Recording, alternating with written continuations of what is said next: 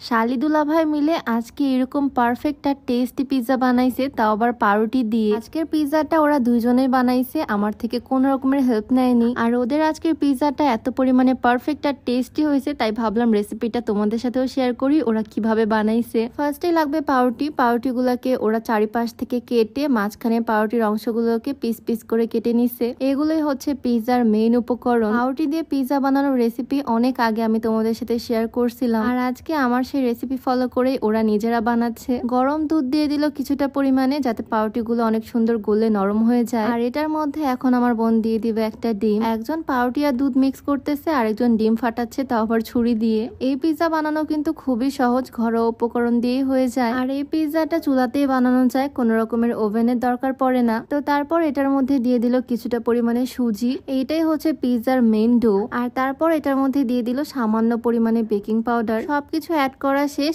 এখন এটার মধ্যে আরো একটু লিকুইড দুধ দিয়ে দিল। এখন জাস্ট ভালোভাবে মিক্স করতে হবে পুরো ডোটাকে। চামচ দিয়ে ব্লেন্ড করলেই হয়, বাট ওরা আবার হ্যান্ড ব্লেন্ডার দিয়ে করতেছে। যাই হোক, মিক্স করা দিয়ে কথা, দুজন একসাথে একটা বোলের মধ্যে মিক্স করা শুরু করে দিছে। বেশ কিছুক্ষণ ধরে এভাবে ঘাটাঘাটির পর এই মিশ্রণটা রেডি। এটাকে ঢাকা দিয়ে কিছুক্ষণ রেখে দিতে হবে রেস্টে। মেইন কাজটাই শেষ। এখন টপিংস এর জন্য পেঁয়াজ মরিচ সবকিছু কেটে নিচ্ছি, সাথে আছে টমেটো। পুরো রেসিপিটাই খুবই সহজ, তোমাদের সাথে শেয়ার করব। তার আগে দেখিয়ে নি তোমাদেরকে এই হেয়ার কম্বোটা। যাদের চুল পড়ার খুব বেশি সমস্যা বা চুলের খুশকির সমস্যা, চুলের আগা ফেটে যাচ্ছে, চুল নিয়ে যাদের প্রবলেম, তারা চাইলে এই হেয়ার কম্বোটা ইউজ করতে পারো। এটা সম্পূর্ণ অর্গানিক উপাদান দিয়ে তৈরি হওয়ায় এটাতে কোনো রকমের সাইড ইফেক্ট নাই। এই হেয়ার অয়েলটা 30টিরও বেশি প্রাকৃতিক উপাদান দিয়ে তৈরি, যেটা তোমার চুল পড়া কমাবে, নতুন চুল গজাতে সাহায্য করবে, চুলের সকল সমস্যার সমাধান করবে। বোতলের বাহির থেকে দেখলেই বোঝা যাচ্ছে তেল, মেথি, কালো জিরা, রোজমেরি সবকিছু বোতলের বাহির থেকেই দেখা যায়। চুলের যত্নে এই অর্গানিক তেলের বিকল্প আর কিছুই হতে পারে না। আর এই তেলের সাথে কম্বো হিসেবে থাকছে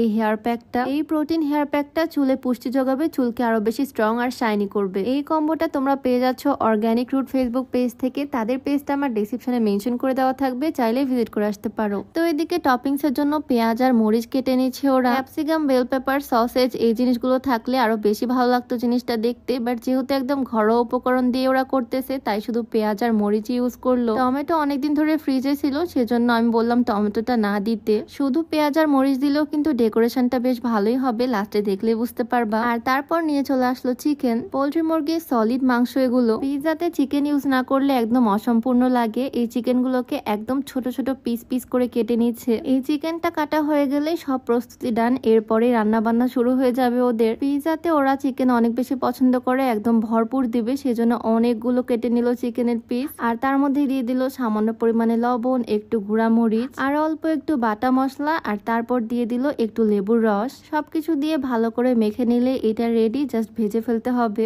ফাইনালি তাদের সব কাজ ডান। এখন চুলার কাছে চলে আসলো। প্যানটা চুলায় বসিয়ে অল্প একটু তেল দিয়ে দিল। এই তেলে মেন পিৎজাটাও রান্না হয়ে যাবে। তেল গরম করার পর চিকেন গুলো দিয়ে দিল। চিকেনের পিস গুলোকে এখন সুন্দরভাবে ভেজে নিতে হবে। একদম ফ্রাই করে নিতে আমি মানা করলাম, ভিতরটা একটু জুসি থাকলে খেতে মজা লাগে। সুন্দর করে চিকেনের পিস গুলো ভাজা হয়ে গেলে একটা বাটির মধ্যে তুলে রেখে দিল এগুলো। আর এই যে তার বদভ্যাস, এখান থেকে সে এক টুকরা গরম চিকেন নিয়ে মুখে দিয়ে দিছে। যাই হোক, তারপর নিয়ে চলে আসলো সেই পাউরুটির ডোটা, যেটা প্রথমে রেডি করে রাখা হয়েছিল। ওরা পাউরুটির ডো একটু বেশি বানিয়ে ফেলছে, এটা দিয়ে প্রায় 2টা পিৎজা হয়ে যাবে। পরে আবার আমি বানিয়ে ফেলবো এটা দিয়ে পিৎজা, কোনো প্রবলেম নাই। তো বেশ খানিকটা ডো এখন চুলার উপরে দিয়ে দিল।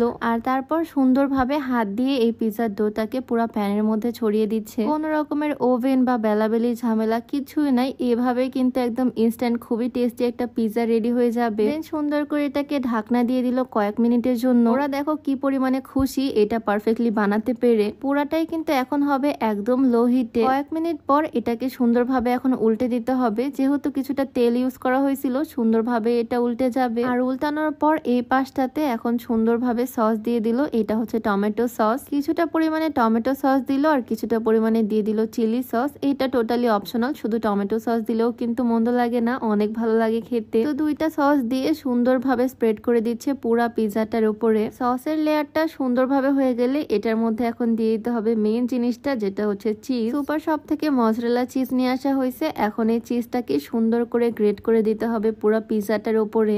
এটা হচ্ছে চিজের ফার্স্ট লেয়ার, প্রথমে সুন্দর করে গ্রেট করে করে পুরো পিৎজাটার উপরে ছড়িয়ে দিতে হবে। আর তারপর আবারও ঢাকনা দিয়ে রাখতে হবে 2 মিনিটের জন্য। কিছুক্ষণ পর ঢাকনা খুললেই দেখা যাবে চিজগুলো গলে গেছে। এরপরও দিয়ে দিল দিল চিকেনের পিসগুলো, একদম ভরে ভরে চিকেন দিচ্ছে যাতে প্রত্যেকটা বাইটেই চিকেন আসে।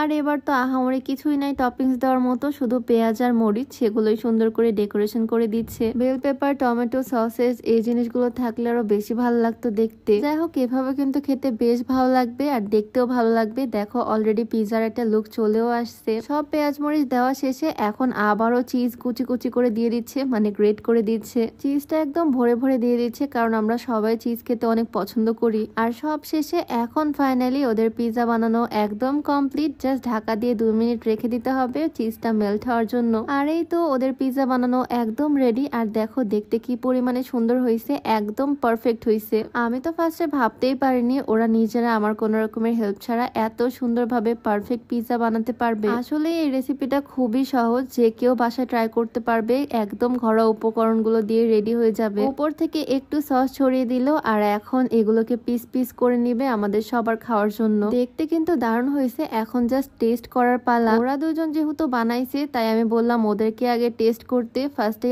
আফিয়া টেস্ট করলো, আর ওর কাছে নাকি অনেক ভালো লাগছে এটা। আমি নিজেও এভাবে পিজা বানাই, আমার কাছে অনেক মজা লাগে। তোমাদের কাছে কেমন লাগলো ওদের বানানো পিজাটা অবশ্যই কমেন্টে জানিও। তো আজকের ভিডিওটা এখানেই শেষ করছি। সবাই ভালো থাকো, দেখা হয়ে যাবে নেক্সট ভিডিওতে। সবাইকে আল্লাহ হাফেজ।